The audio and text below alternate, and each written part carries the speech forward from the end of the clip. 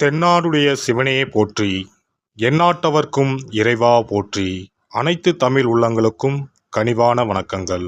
நாம் இந்த பதிவில் வாக்கிய பஞ்சாங்கத்தின்படி பயிற்சியாகும் சனி பகவானால் உங்கள் வாழ்வில் உண்டாகும் நற்பலன்கள் என்ன என்பதனை பற்றியும், கெடுபலன்கள் ஏற்படுமாயின் ராசிக்காரர்கள் செய்ய வேண்டிய பரிகாரம் என்ன, வழிபட வேண்டிய தெய்வம் யார் என்பதனை பற்றியும் விரிவாக காண்போம். 9 கிரகங்களுமே குறிப்பிட்ட கால இடைவெளியில் நகரக்கூடியவைதான். ஆனாலும் சில கிரகங்களின் பயிற்சி மட்டுமே பெரும் தாக்கத்தை ஏற்படுத்தக்கூடியது என்பதால் அவை மட்டுமே பிரதானமாக பார்க்கப்படுதுங்க.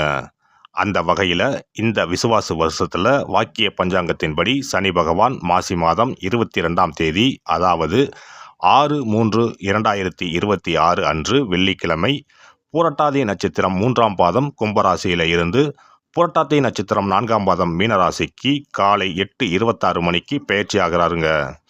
இந்த பயிற்சியில் மகர ராசிக்கு முழுமையாக 7.5 சனி நீங்குதுங்க. கும்பத்துக்கு பாதச்சனி, அதாவது 7.5 சனியின் கடைசி சுற்று ஆரம்பமாகுதுங்க. அதே சமயம் மேசராசிக்கு 7.5 சனியின் தொடக்கமான விரயச்சனி ஆரம்பம் ஆகுதுங்க. இந்த சமயத்தில் தனுசுக்கு அஷ்டாஷ்டமம், சிம்மத்துக்கு அஷ்டமம், மீனத்துக்கு 7.5 சனியில் ஜென்மசனி காலகட்டம் தொடங்குதுங்க. இந்த சமயத்தில் கடகத்துக்கு 9ஆம் இடத்துல பாக்கிய சனியாகவும், துலாம் ராசிக்கு 6ஆம் இடத்துல ருண ரோக சத்துருஸ்தானத்தில் வரக்கூடிய அமைப்பும் ஏற்படுதுங்க. அவருடைய 3, 7, 10ஆம் பார்வைகள் முறையே ரிஷபம், கன்னி, தனுசு ராசிகளில் பதியுதுங்க. இப்போது சனி பகவான் செல்லும் மீனராசி அவருடைய நட்பு வீடுங்க. அதோட அடுத்து வரக்கூடிய குரு பெயர்ச்சிக்கு பிறகு குரு பகவானின் 9ஆம் பார்வை மீனத்தில் பதிய இருக்குங்க. இத்தகைய கிரக அமைப்புகள் மற்றும் சனி பகவான் மீனத்தில் இருக்கக்கூடிய காலகட்டத்தில் ஏற்படக்கூடிய பிற கிரக பயிற்சிகள், இப்படி எல்லாவற்றையும் கணக்கில் கொண்டே இந்த பலன்கள் தரப்பட்டிருக்கு. எந்த சமயத்திலும் நிதானம் தவறாமல் இருப்பது, நேர்மை, நியாயத்தை கடைபிடிப்பது, பெற்றோர் பெரியோரை மதிப்பது, இயற்கையை பேணி காப்பது, அவரவர் குல முறைப்படியான தெய்வ வழிபாடுகளை செய்வது, இதெல்லாம் எல்லோருக்குமே பொதுவான பரிகாரங்கள் ஆகும். உழைப்பு, நேர்மை, உடற்பயிற்சி, நல்ல எண்ணம், பக்தி மார்க்கம், இப்படி இருக்கிறவங்க யாரா இருந்தாலும் அவங்களுக்கு சனி பகவான் எப்போதும் நல்லதையே செய்வாருங்க. நடைபெறும் இந்த சனி பயிற்சியில் உங்கள் வாழ்வில் வளமும் நலமும் செல்வ செழிப்பும் பெற்று வாழ்வில் உயரிய நிலையை அடைய எல்லாம் வல்ல எம்பெருமானை வேண்டி விரும்பி கேட்டுக்கொள்கிறேன். கன்னி ராசி அன்பர்களே, உங்கள் ராசிக்கு 5ஆம் வீட்டிற்கும் 6ஆம் வீட்டிற்கும் உரியவரான சனி பகவான் இப்போ உங்கள் ராசிக்கு 6ஆம் இடத்துல இருந்து 7ஆம் இடமான கலஸ்திரஸ்தானத்திற்கு செல்கிறார். கண்டக சனி என்று சொல்லி பயமுறுத்துவார்கள். ஆனால் கோசார அமைப்புகளும் சனியின் அமைப்பும் குடும்ப விஷயத்தில் மட்டும் நீங்கள் விட்டு கொடுத்து போனால் மற்றவை எல்லாம் நல்லதாகவே நடக்கும் என்பதை காட்டுதுங்க. அலுவலகத்தில் உங்கள் உயர்வுகளுக்கு உத்தரவாதம் கிடைக்கும். திறமைக்கு உரிய ஏற்றமும் மாற்றமும் நிச்சயம் தேடி வரும். உடன் இருப்போரிடம் அனாவசிய பேச்சும் வேண்டாத பகையும் வேண்டாம். உங்கள் பொறுப்புல தரப்படக்கூடிய வேலைகளை முழு கவனத்தோடு செய்து முடிக்கிறது முக்கியம். 3ஆம் நபர் விஷயத்தில் நீங்களாகவே மூக்க நுழைக்கிறது உங்கள் முன்னேற்றத்திற்கு நீங்களே போட்டுக்கிற தடையாகலாம். எதிர்பாராத இடமாற்றம் சிலருக்கு வரலாம். முணுமுணுக்காம ஏற்றுக்கிட்டா முன்னேற்றம் நிச்சயம்.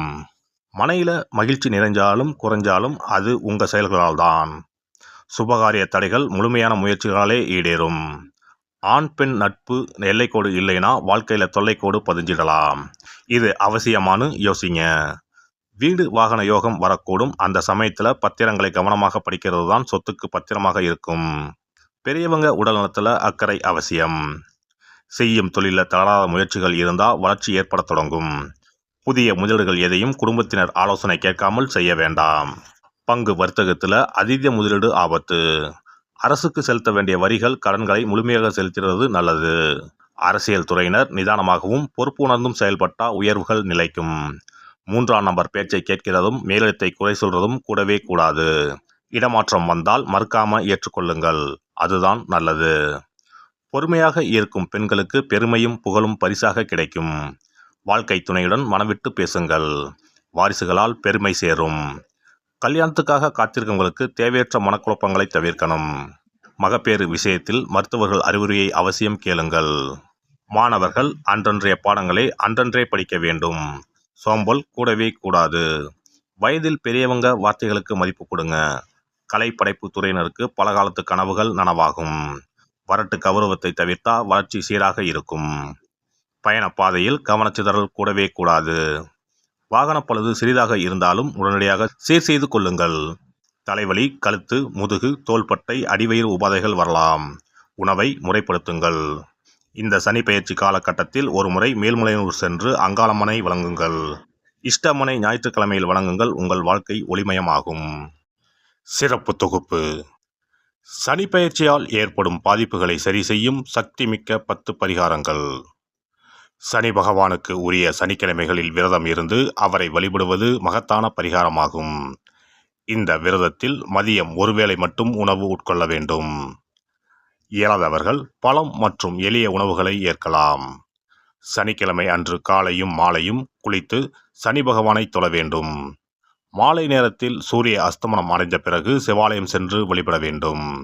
விநாயகரை முறைப்படி வணங்கி ஆலயம் வலம் வந்து மூலவர் அம்பாளை தரிசித்த பிறகு நவகிரகங்களை வலம் வந்து வணங்க வேண்டும். சனீஸ்வரரை வணங்கி சனி காயத்ரி மந்திரத்தை 18 முறை கூறி மனதார வழிபட வேண்டும். பின்னர் நல்லெண்ணெய் ஊற்றி 5 அகல் விளக்குகள் ஏற்றி வைத்து வழிபட வேண்டும். சனீஸ்வரர் தனி சன்னதியில் இருந்தால் அந்த சன்னதியின் முன் நல்லெண்ணெய் தீபங்கள் 5 ஏற்றி வைத்து வழிபடுவது விசேஷம். அருகிலேயே கிழக்கு நோக்கி அமர்ந்து சனீஸ்வரனின் சுப அருள் கிடைக்க வேண்டும், சனிதோஷ பாதிப்புகள் அகல வேண்டும் என்று பிரார்த்தனை செய்து வரலாம். இயன்றவர்கள் அன்றைய தினம் மாற்றுத்திறனாளிகளுக்கு அன்னதானம் வழங்குவது விசேஷம். சங்கடகர சதுர்த்தி தினத்தில் விநாயகருக்கு 8 சிதறு தேங்காய்களை உடைத்து நெய் தீபம் ஏற்றி அர்ச்சனை செய்து வழிபட்டால் சனியின் பாதிப்புகள் குறையும். அதேபோல் வெள்ளிக்கிழமை தோறும் அதிகாலை நீராடி அருகம்புல் மாலை சாற்றி அரசமர பிள்ளையாரை சுற்றி வந்து முறையாக வழிபட்டால் சீரும் சிறப்பும் நாடி வரும். தோஷங்களை எல்லாம் போக்கும் சக்தி பிரதோஷ வழிபாட்டுக்கு நன்மை உண்டு. அதிலும் சனிக்கிழமைகளுடன் இணைந்து வரும் சனி மகா பிரதோஷ நாளில் நந்தியையும் ஈஸ்வரரையும் வணங்கி வருவது சிறப்பான பரிகாரமாகும். அப்போது சுவாமி நந்தி அபிஷேகத்துக்கு பால் வாங்கி கொடுக்கலாம். அது மட்டுமின்றி திருக்கோவில் விளக்கேற்ற எண்ணெய் வாங்கி கொடுப்பதும், சிவாலயங்களில் வில்வத்தலத்தால் அர்ச்சனை செய்து வழிபடுவதும் மிக உன்னதமான பரிகாரங்கள் ஆகும். பொதுவாகவே சனி பகவானின் தானியம் எள். அந்த எள் எண்ணெயில் அவருக்கு விளக்கு ஏற்றி வழிபடுவதால் நன்மைகள் பெருகும். சனிக்கிழமை விரதம் இருந்து எள் எண்ணெய் தேய்த்து ஸ்நானம் செய்து சனி பகவானுக்கு உகந்த எள் எண்ணெய் விளக்கிட்டு எள் சாதம் படைத்து சனிக்கவசம் ஓதி வழிபடுவது சிறந்த பரிகாரமாகும். வெள்ளிக்கிழமை இரவு எள் தானியத்தை கரும்பட்டு துணி அல்லது கருமை நிற காகிதத்தில் வைத்து மடித்து தலையணைக்கு கீழ் வைத்து படுத்து உறங்கவும்.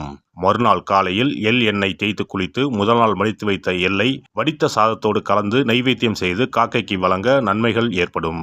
சனி தோஷங்களை போக்கி நன்மைகளை உண்டாக்கும் கண்கண்ட தெய்வம் ஆஞ்சநேயர். ஆகவே இயன்ற போதெல்லாம் அனுமனுக்கு வடைமாலை சாத்தி துளசி மாலை அணிவித்து வெண்ணெய் அர்ப்பணித்து வழிபட்டு வந்தால் சனிதோஷ பாதிப்புகள் நீங்கும். வீட்டில் நலப்புராணம் படிப்பதாலும் நேரம் கிடைக்கும் போதெல்லாம் ராமநாமத்தை உச்சரிப்பதாலும் பாதிப்புகள் நீங்கி பயனடையலாம். ராமநாம ஜபம், சுந்தரகாண்ட பாராயணம் என குழுவாக இணைந்து கூட்டு பிரார்த்தனை செய்வது மிக அற்புதமான பலன்களை பெற்றுத்தரும். சனிக்கிழமைகளில் சனி பகவானின் அதிபதியான மகாவிஷ்ணுவை வணங்கி விஷ்ணு சகசரநாமம் அல்லது அனுமன் சாலிசா பாராயணம் செய்தால் எண்ணற்ற நன்மைகளை பெறலாம். நல்லெண்ணெய், உளுந்து, இரும்பு சட்டி ஆகியவற்றை ஏழை எளியோருக்கு தானம் செய்யலாம். அதேபோல் சனி ஆதிக்கம் செலுத்தும் பூசம், அனுசம், உத்திரட்டாதி ஆகிய நட்சத்திர நாட்களில் அன்னதானம் செய்வது சிறப்பு. நடக்க முடியாத மாற்றுத்திறனாளிகளுக்கு நம்மால் முடிந்த உதவிகளை செய்தால் சனி பகவான் அருளால் மகிழ்ச்சியான வாழ்க்கை அமையும். எல்லாம் வல்ல இறையருளால் நீங்களும் உங்கள் அன்பு குடும்பமும் உடல் நலம், நீலாயுள், நிறை செல்வம், உயர் புகழ், மெய்ஞானம் ஓங்கி வாழ்க வளமுடன். இந்த வீடியோ பதிவு உங்களுக்கு பிடித்திருந்தால் லைக் பண்ணுங்க, கமெண்ட் பண்ணுங்க, ஷேர் பண்ணுங்க, மறக்காம சப்ஸ்கிரைப் பண்ணுங்க, பக்கத்துல இருக்கிற பெல் பட்டனை கிளிக் பண்ணுங்க. நன்றி, வணக்கம். ஓம் நமச்சிவாய. சிவாய நம.